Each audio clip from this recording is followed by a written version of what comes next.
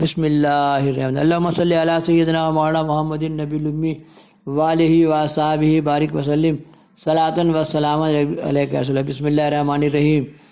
امام مسلم کے معصوم بچے۔ سوانح کربلا میں خون کی پہلی لکیر تھی جو کوفے میں امام مسلم کے خون سے کھینچی گئی۔ محمد ابراہیم رضی اللہ تعالیٰ عنہ دونوں معصوم بچے قاضی شرح کے گھر ان تمام واقعات سے بے خبر موجود تھے۔ جب ابن زیاد قتل امام سے فارغ ہو چکا تو اعلان کیا کہ جو مسلم کے معصوم بچوں کو جو کوفے ہی میں روپوش ہیں پکڑ کر پیش کرے گا بے پناہ انعام پائے گا۔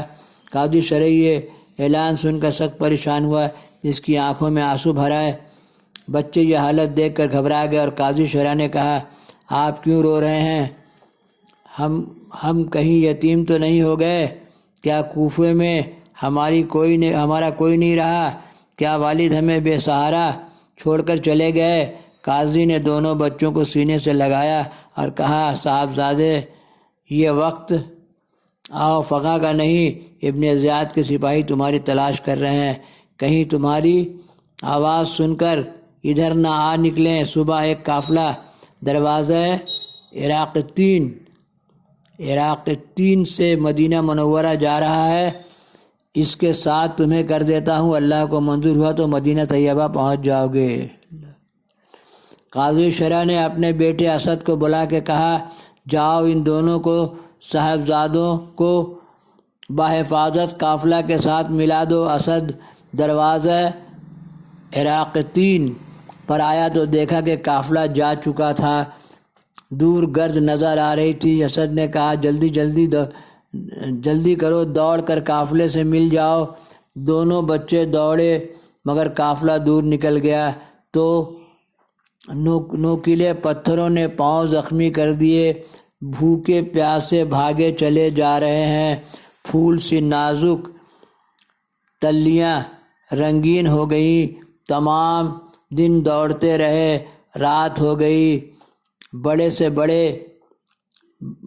سے چھوٹے بھائی سے کہا، رات کہیں سو جائیں، مگر چھوٹا بولا، بھائی جان کہیں سپاہی گرفتار نہ کر لیں، ابھی ہم کوفہ سے زیادہ دور نہیں آئے، ہمیں رات بھی سفر جاری رکھنا چاہیے۔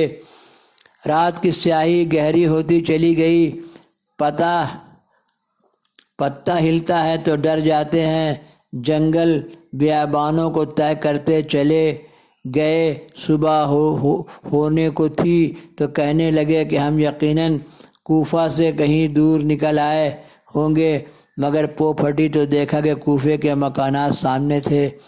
چھوٹے بھائی نے کہا، بھیا راستہ بھول گئے ہیں، بھوک اور پیاس کی شدت سے نڈھال ہو گئے تھے۔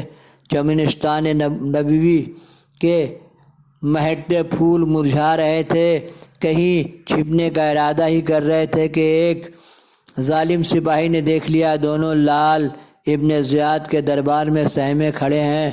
ابن زیاد نے حکم دیا کہ انہیں جیل خانے بھیجوا دیا جائے اور کھانے پینے کو کچھ نہ دیا جائے۔ جیل کا داروغہ مشکور نہایت طینت انسان تھا، آدھی رات کو کھانا کھلا کر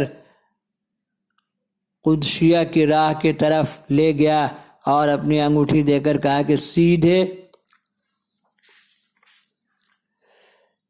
سیدھے قدسیہ چلے جاؤ، وہاں میرا بھائی کوتوال ہے، اسے یہ انگوٹھی دے کر سارا ماجرا کہہ سنانا، وہ تمہیں کسی طریقے سے مدینہ پاک پہنچا دے گا۔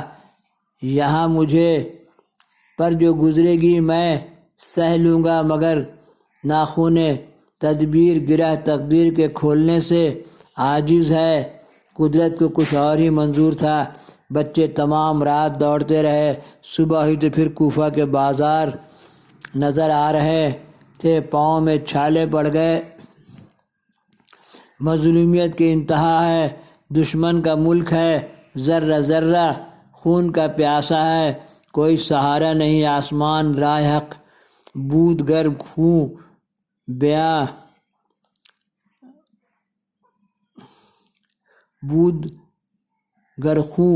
بیار وزی زمین پیاس بجھانے کے لیے ایک تالاب کے کنارے گئے تو ایک عورت پانی لینے کے لیے آ رہی تھی۔ اس عورت نے دونوں بچوں کو دیکھ کر پوچھا کہ تم کون ہو؟ بچوں نے کہا کہ ہم مسلم بن یقیل کے بیٹے ہیں، یہاں ہمارا کوئی نہیں، ہم ہاتھ باندھ کر عرض کرتے ہیں کہ ہمیں مت مارنا، ہم بے قصور ہیں۔